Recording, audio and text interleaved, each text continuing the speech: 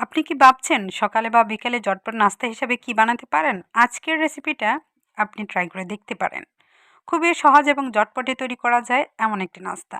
১ packet পাউরুটি আর ২ টি ডিম দিয়ে মজার নাস্তাটি প্রায় ৬ থেকে ৭ জন মিলেমিশে খেতে পারবেন চায়ের সঙ্গে। ৳২০ একটি পাউরুটির প্যাকেট নিয়েছি আর ২ টা ডিম নিয়েছি। ২ টা ডিম পারফেক্টভাবে ভাজতে গেলে ৬ থেকে ৭ টি পাউরুটি ভাজা যায়। আজকে আমি অল্প ডিম মিশিয়ে তারপর পাউরুটিগুলি ভেজে নিব। যেটাকে বলা হয় সাশ্রয়ী। মানে অল্প খরচে অল্প সময়ে কীভাবে নাস্তা তৈরি করা যায় টিপসটি শেয়ার করে নিচ্ছি। প্যাকেট থেকে খোলার পর প্লেটে আমি ছড়িয়ে রেখে দিচ্ছি। এদিকে ২ টা ডিম ভেঙে টেস্ট বাড়ানোর জন্য চিনি, লবণ, গুঁড়ামরিচ দিতে পারেন। না দিলেও চলে, শুধু সামান্য চিনি আর লবণ দিলেও চলে। তবে গুঁড়ামরিচটা দিলে মানে মিষ্টি কিছুটা ঝাল সেটা আর কি। কালারটা একটু পরিবর্তন হয় আর টেস্টটা একটু বেড়ে যায়। বাচ্চাদের ক্ষেত্রে মরিচের গুঁড়োটা স্কিপ করবেন। আর যদি আমার বয়সের কেউ খেতে চায়, বাচ্চা বড় হয়ে যায়, যেমন 7-8 এ পড়ে, তাদেরকে সামান্য একটু জাল খাওয়ানোই যায়। চিনি এবং গুঁড়া দুধ দিয়েছি। গুঁড়া দুধ দিলে খাবার টেস্ট বাড়ে, সেই সঙ্গে পরিমাণটা একটু বাড়ে। 1/2 চামচ পরিমাণ লবণ দিয়ে ভালোভাবে গুঁড়া মরিচটাও মিশিয়ে নিচ্ছি ডিমের সঙ্গে। মিশানো আমার কমপ্লিট। এখন চলে আসলাম রান্নাঘরে, ফ্রাই প্যান বসিয়ে নিয়েছি। তেল দিয়ে দিলাম ৬ থেকে ৭ চা চামচ পরিমাণ হবে। এখন হচ্ছে দেখুন, চুবিয়ে কিন্তু ধরে রাখবেন না। সাথে সাথে আপনি কড়াইতে দিয়ে দিবেন। আপনি যদি চুবাতে বেশি যান তাহলে ডিমের পরিমাণটা বেশি লেগে যাবে।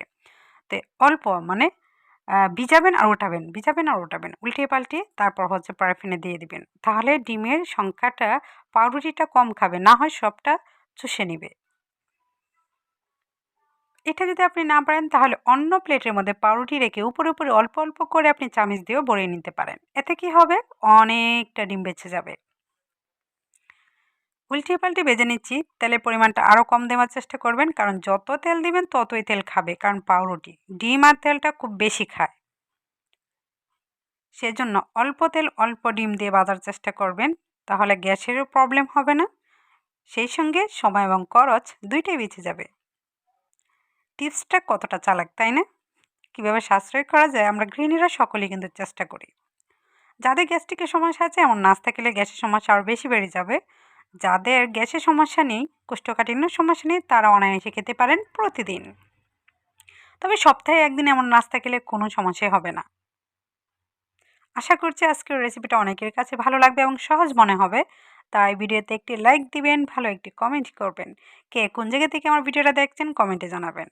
কেমন রেসিপি টিপস পেতে চান সেটাও বলবেন। আপনাদের কমেন্টের উপর ভিত্তি করে ভিডিওগুলো বানানোর চেষ্টা করব।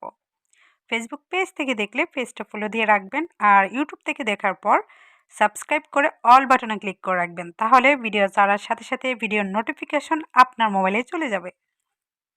যখন ইচ্ছা তখনই আপনি আমার ভিডিওটা দেখে নিতে পারবেন, খোঁজাখুঁজির কোনো প্রয়োজন হবে না। সবগুলি পাউরুটি একইভাবে ভেজে নিয়েছি। চায়ের সঙ্গে ছাড়াও খেতে পারবেন, যে চা তৈরি করে আপনি ডুবিয়ে সেটা না, এমনিও আপনি খেতে পারবেন। ঝটপট নাস্তা, দেখলেন তো খুব সুন্দর এবং মজাদার নাস্তা একবারে রেডি। মাত্র ৫ থেকে ১০ মিনিট হাতে সময় নিলেই ঝটপটে মেহমানদেরকে পরিবেশন করে তাড়াহুড়া করে দিতে পারবেন। কোনো ঝামেলা নেই। কম খরচে এমন মুখরোচক একটি নাস্তা তৈরি করা যায়। তো বিকালে এই নাস্তাটি খেতে বেশি ভালো লাগে সকালের চাইতে। বাচ্চাদের টিফিনে এমন নাস্তা মাঝে দিবেন। দেখবেন বাচ্চারা অনেক বেশি খুশি হয়ে খেয়ে নিবে। আজকের মতো বিদায়। নতুন কোনো রেসিপিতে আবারও দেখা হবে। সবাই সুস্থ থাকবেন, ভালো থাকবেন। সবাই সবার জন্য দোয়া করবেন। আল্লাহ হাফেজ।